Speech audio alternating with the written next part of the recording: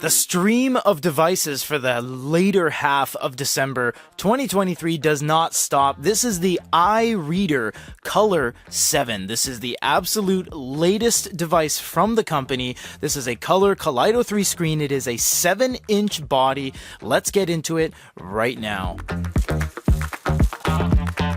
This is one of the last times I can open a box, although we have a couple more things we need to do before the end of the year. You see, these Chinese companies are really not affected by our December 31st because their year doesn't end until Chinese New Year. So when we said, you guys are releasing something on the 22nd of December, they said, well, yeah, why does that matter? So it's weird to us, but not weird to them. This is the box, has some foam on the inside. Oh, looks like some stuff shifted around in transport.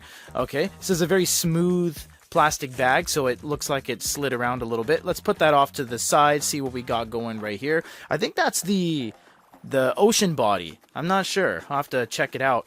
It is an all-new unit, and this one is its own line. It's the iReader Color. They've had the C6, which was a 6-inch, then they had the Ocean, and then the Smart, and then the Smart XS, and this one doesn't seem to really fall under any of those. It's not called the Ocean Color. So that's... I don't even know if this has note-taking. There doesn't seem to be a pen, and that doesn't pull anything up. It's glued down. So let's see what we got here. We got a USB-C cable. That is everything. All right, well, let's look at the unit itself. Yeah, I can already tell that's color. You know what, though? That's not that gray of a screen compared to other color devices. I don't know if they're doing something different. They said they have a new eye color technology. We'll have to see what they mean by that, but let's take a look at it.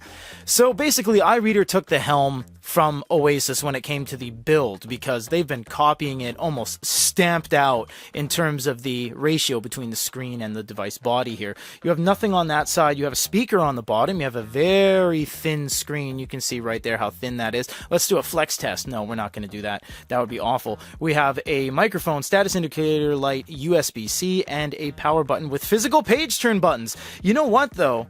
I'm kind of feeling like most devices look like that with the one on the left. I can't really remember offhand, but let's go ahead and do a first time boot up. We'll show you that it is in English. We'll show you that it is in color, and we'll be right back, well, like this. Well, yeah, we got color, and you know what? I just realized something, no joke, right when we pressed record. This is the first color device by this company since the iReader C6, which looked awful. I don't believe they did a follow-up Kaleido 1, Kaleido 2, or Kaleido 3 until right now, which makes this a long-awaited release. So let's just look at something really quick to show you it is in color, of course. There you go. The color looks really nice as well. You have the physical page turn buttons. You got a lot of different settings at the top. We'll get into all this, of course, when we get into the full review. And yes, the glow light must stay on. Why is that glow light not working?